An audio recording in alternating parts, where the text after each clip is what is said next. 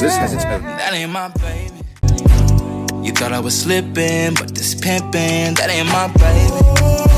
But we slid in them covers, I threw on. Hey everybody, it's your man KB from Easy on the Eyes podcast. Welcome to the channel. Subscribe to it, like it, and share this. We're going to talk about Ye, formerly known as Kanye. I like what he did there. I see the prints in him. Yeah, man. But we're going to talk about Yeezy and what he got going on with Gap and Adidas. You can find us here every Sunday at 5:45 p.m. Central Standard Time, 6:45 Eastern Standard Time, where we interview the designers, stylists, and models all across the world. You know, all our black entrepreneurs, all our minority entrepreneurs. So this story basically is right up our alley.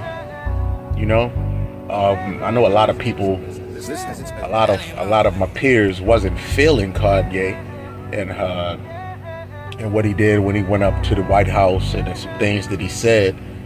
But I was one of the brothers that overstood what he said. And when you take a look back at it, him even going to the White House to get Trump to sign that First Step Act, you know, that benefits us. I know a lot of people won't give him credit, but if you look back at it, who that benefited our people, our peers, our uncles and aunts and cousins and brothers. So I'm going to fast forward, not going to be political. You can leave your comments below on how you feel. It's whatever. But right here, what we got going on, we got the mainstream. We got two big companies in Adidas and Gap, who basically, if I just sum it all up, they basically bootlegging. Allegedly. You know, Adidas, everybody know the Yeezys is out, and you know, this was hot in our community. They basically make a knockoff Yeezy and selling it for a cheaper price. Allegedly.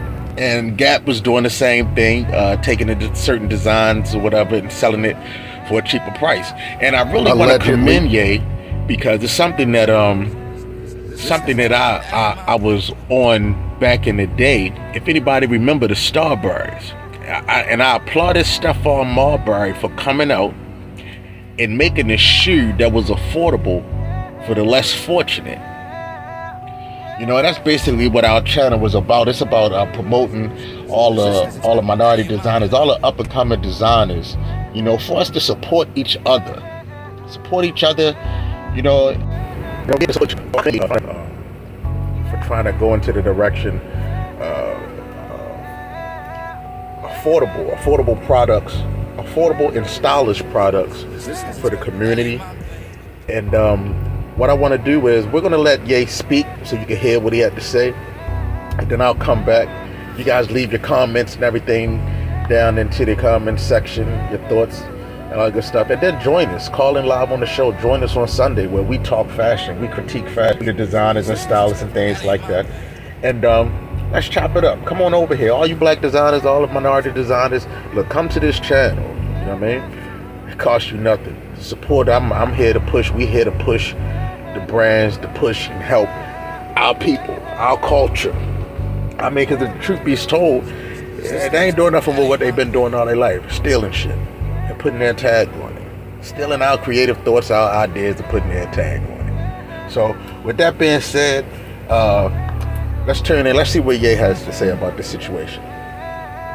Kanye West, now known as Ye, said he is terminating his deal with the retailer for failing to meet obligations in the agreement, including product distribution and opening Yeezy Gap stores. Joining us now to discuss, we've got a surprise guest for you, is Ye himself. It's good to see you. Thank you for joining us. Absolutely. Thank you for having me. So talk to us about what happened here. Why are you terminating this deal with Gap?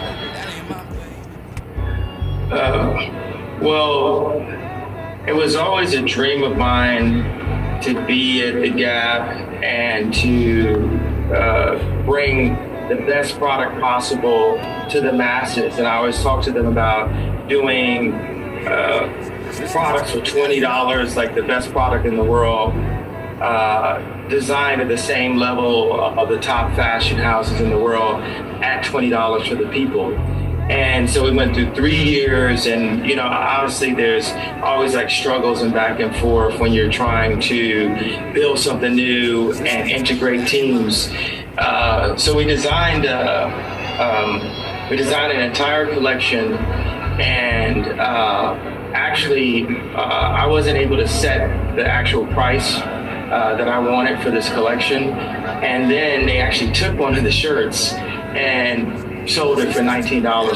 So didn't price myself at like $200 and above their whole price point normally, and then did the exact shirt for $20. Also, they did pop-ups, and I signed on with them because they had in the contract they said they were going to do stores, and they just ignored us about building stores constantly, and it was very frustrating. It was very disheartening because I just put everything I had. I put all of my top relationships. I went and got Demna, the head designer of Balenciaga, which is one of the hottest brands in the world, to come. He does couture, and with that relationship, he ended up working on a Gap collection for me. There are a lot of things, colorways that I didn't approve.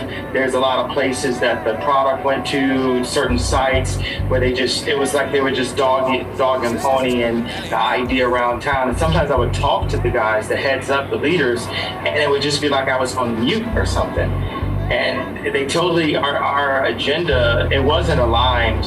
And I know, my family, we're Garmentos. My family, we made the first Louis Vuitton bootleg jogging suits, and they used to confiscate the bags at LAX.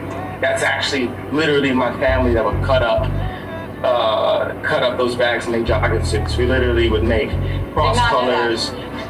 Yeah, this is because people always think of things like a celebrity. This kind of, I wouldn't have been so influential in clothing language. I like that, but I like the word language better than aesthetic, because the language is the base. Aesthetic is just a style. It's a language that me and Virgil and Demna and Jerry Lorenzo and Matt Williams brought in streetwear, in this Marc Ecos complex idea of what it is today, what high schools look like today. And everyone knows that, I'm the leader, I'm the king, right? So a king can't live in someone else's castle. A king has to make his own castle.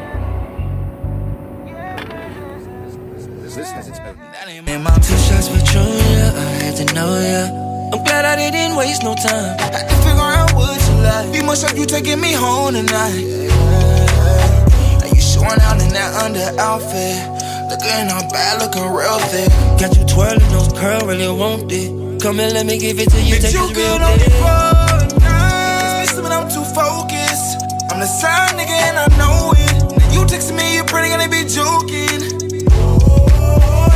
If it's my baby, I'll take care of that. Women run the game and I'm aware of that. I know I put too good on that night. You finna fuck up my life. That ain't my baby. You thought I was slipping, but this pimping, that ain't my baby. When we slid in them covers, I threw on that rubber. That ain't my baby. Nah, pull out and we're too strong. What do you take me for? You think I'm crazy, but that ain't my baby. It was just some late night sex.